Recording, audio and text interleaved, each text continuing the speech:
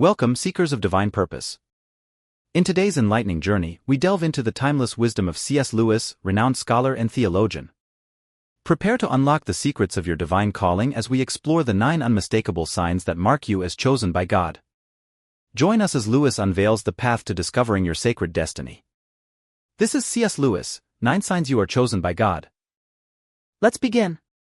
In the vast expanse of human emotions, love shines as the most luminous beacon, guiding us through the darkest nights and the stormiest seas.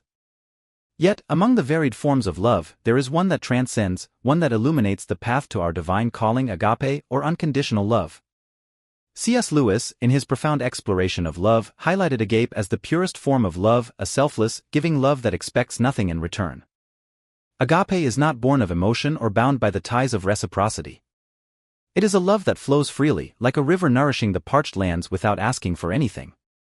It is the love that the Creator showers upon creation, a model for us to emulate in our interactions with the world around us. When you love unconditionally, you become a conduit of divine grace, a vessel through which the light of the heavens pours into the cracks of our broken world. This unconditional love is not merely an ideal, it is a call to action. It challenges us to look beyond our desires, to love even when the storms of life make it difficult. It is in these moments, when love becomes a choice rather than a feeling, that we truly reflect the image of the divine. So, if you find your heart drawn to love without condition, to give without the slightest thought of receiving, you may be heeding the call of a higher purpose. This selfless love is a sign, a beacon, signaling your role as a bearer of light in a world that often forgets the meaning of true love. Embrace this calling with open arms, for in loving unconditionally, we participate in the divine narrative, playing our part in the grand tapestry of creation that the author of all has woven with threads of grace, mercy, and, above all, love. In a world brimming with half-truths and echoes of wisdom long forgotten, the quest for unadulterated truth stands as a noble pursuit, a beacon cutting through the fog of uncertainty. C.S. Lewis, once a skeptic, embarked on a relentless search for truth, a journey that ultimately led him to the shores of faith. His transformation from doubt to belief underscores the profound role that an earnest thirst for truth plays in our spiritual odyssey. Lewis believed that our longing for truth is no mere coincidence but a divine echo within us, a homing signal from our Creator guiding us back to Him. This yearning is not satisfied by mere facts or data but seeks deeper understanding, wisdom that resonates with the core of our being. It's a journey that takes courage, for truth often challenges us to rethink our assumptions, to shed comfortable illusions in favor of a more profound reality. This thirst for truth is more than an intellectual exercise, it's a spiritual awakening, a call to align our lives with the eternal truths that govern the universe. When you find yourself driven by this insatiable desire to uncover what is real, to hold fast to what is good and reject what is false, consider it a sign of your calling. You are, perhaps, meant to be a seeker, a guardian of truth in an age where truth is often viewed as a matter of perspective. Embrace this calling with the tenacity of a scholar and the humility of a pilgrim. In your search for truth, you will find more than just answers, you will discover a path that leads you closer to your divine purpose, to the heart of God Himself. For in the pursuit of truth, we journey not just towards knowledge, but towards the very source of all truth, the author of our faith, who invites us to know Him and, in knowing Him, to find ourselves. In the tapestry of human experience, the threads of good and evil weave a complex pattern, revealing the stark contrasts that define our moral landscape. C.S. Lewis, with his keen insight into the human condition, illuminated the undeniable presence of a moral law, an innate sense of right and wrong that transcends cultural and personal preferences. This awareness, he argued, is not a social construct but a divine imprint, a guidepost embedded in our very being by the Creator. Lewis's exploration of morality in works like Mere Christianity sheds light on this internal compass that points us towards good and steers us away from evil. It's this moral awareness that whispers to us in moments of choice, urging us to act justly, love mercy, and walk humbly. When you feel the weight of this moral responsibility, when you are moved to stand against injustice and to champion the cause of the oppressed, it's a sign of a deeper calling. This awareness is not merely for contemplation but for action. It calls us to be agents of change, to embody the principles of the kingdom of heaven in a world marred by shadows. It's a call to be a light in the darkness, to uphold truth and justice in a world that often celebrates the opposite. If you find yourself restless in the face of wrongdoing, if your heart aches for righteousness, consider this your calling. You are perhaps destined to be a defender of the good, a warrior for truth in the great battle between light and darkness. This sensitivity to the moral fabric of the universe is not a burden but a gift, a divine beckoning to align your life with the eternal standards set by the author of all that is good and just. Embrace this calling with courage, for the path of righteousness is often fraught with challenges. Yet, in the pursuit of good, in the stand against evil, we find our truest selves and fulfill our part in the divine narrative, echoing the heart of God in a world that desperately needs His light. In the realm of human faculties, imagination stands as a celestial bridge, connecting the seen with the unseen, the temporal with the eternal. C.S. Lewis, a master storyteller and a devout thinker, revered the imagination not as mere fancy but as a vital instrument for apprehending spiritual realities. Through the wardrobe of imagination, Lewis ventured into Narnia, and in doing so, invited us all to see beyond the physical world to the deeper truths it signifies. Lewis's embrace of myth and story was rooted in his conviction that these are not just escapes from reality, but rather, they offer us a lens to perceive a greater reality. Imagination allows us to conceive of the heavenly kingdom, to grasp the essence of virtues like courage, sacrifice, and redemption in ways that mere abstract concepts cannot. When you are moved by a story, stirred by a melody, or captivated by a painting, it's more than aesthetic pleasure, it's your soul resonating with the echoes of a larger story. This power of imagination is not just for artists or writers, it's a divine gift to every human being, beckoning us to envision the world not just as it is, but as it could be. If you find yourself inspired to imagine, to create, to dream, it might be a sign of your calling to be a storyteller of the divine, a weaver of tales that reflect the greater truths of our existence. Embrace this gift of imagination with the responsibility and joy it entails. For in crafting stories, in painting pictures, in composing melodies that echo the divine narrative, you participate in the creative work of God Himself. You offer the world a glimpse of the unseen, a taste of the eternal, through the canvas of your imagination.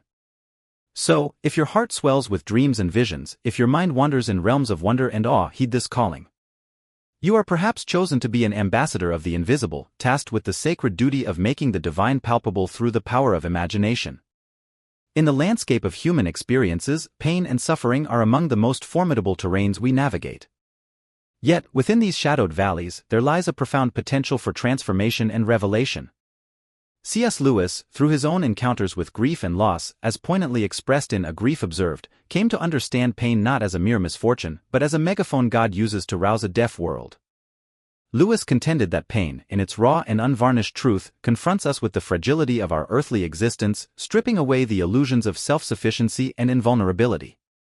It is in these moments of vulnerability that we are often most open to the divine whisper, most aware of our need for something or someone greater than ourselves. Pain, thus, becomes not just an adversary but a guide leading us to the heart of God.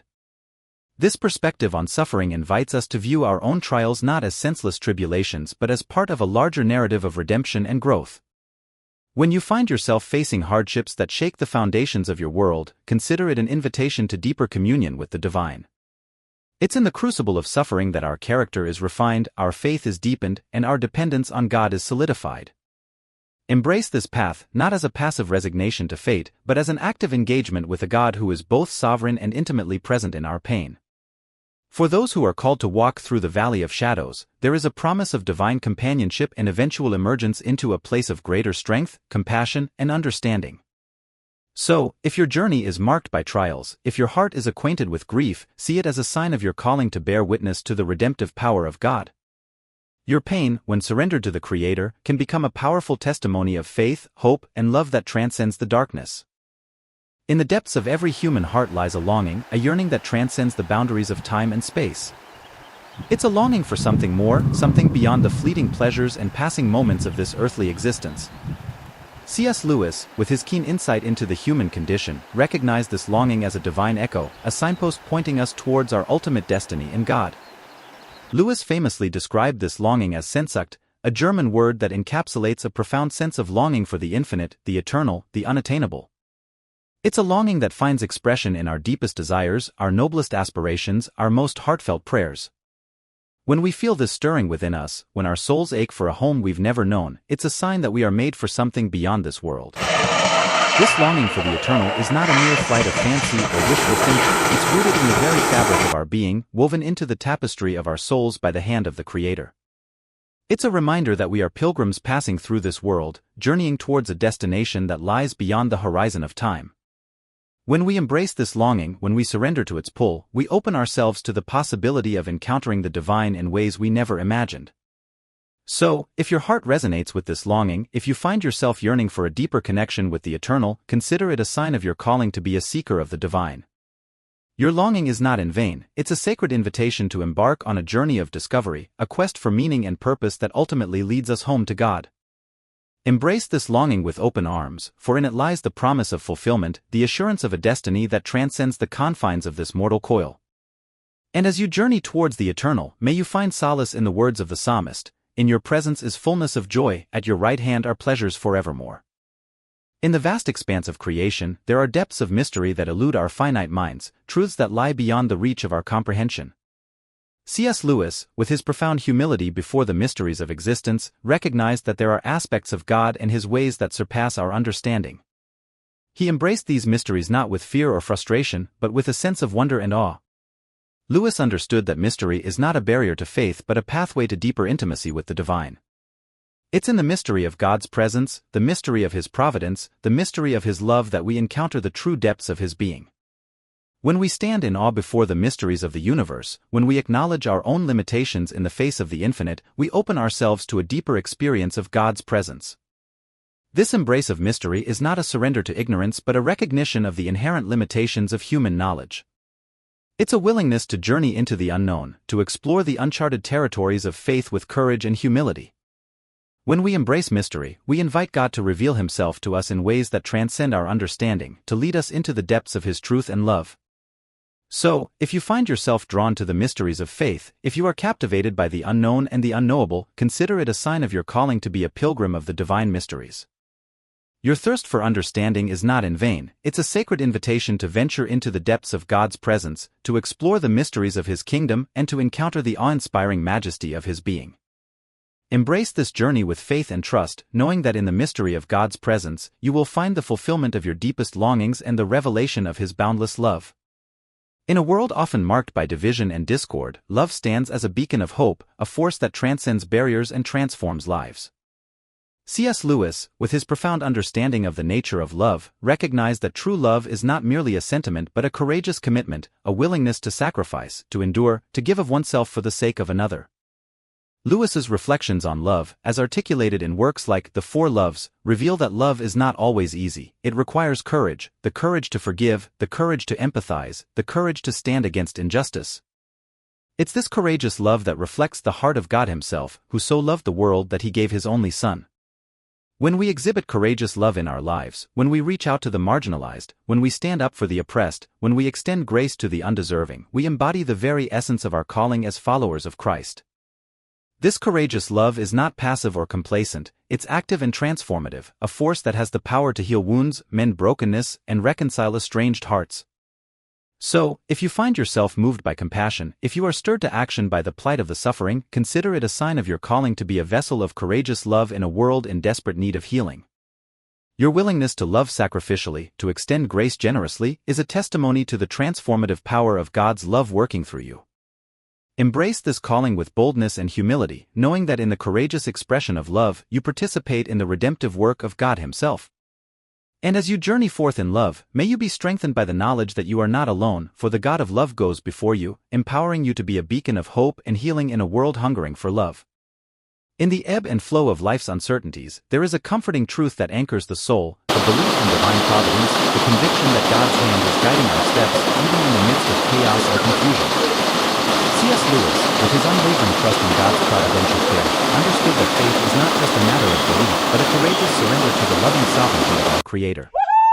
Lewis's writings, particularly in The Problem of Pain and the Screwtape Letters, illuminate the mysterious workings of divine providence in the tapestry of human existence. He reminds us that even in our darkest moments, God is at work, weaving together the threads of joy and sorrow, triumph and tragedy, into a masterpiece of redemption and grace. Trusting providence requires a leap of faith, a willingness to relinquish control, to surrender our plans and ambitions to the one who holds the universe in his hands. It's a recognition that God's ways are not our ways, and his thoughts are higher than ours. Yet, in this surrender, we find true freedom, a freedom from anxiety, from fear, from the burden of self-reliance. When we trust in God's providence, we are liberated from the tyranny of circumstance, knowing that even in the face of uncertainty, we are held secure in the palm of his hand. This trust is not blind or naive, it's a deliberate choice to believe in the goodness and faithfulness of God, even when the world around us seems to be crumbling.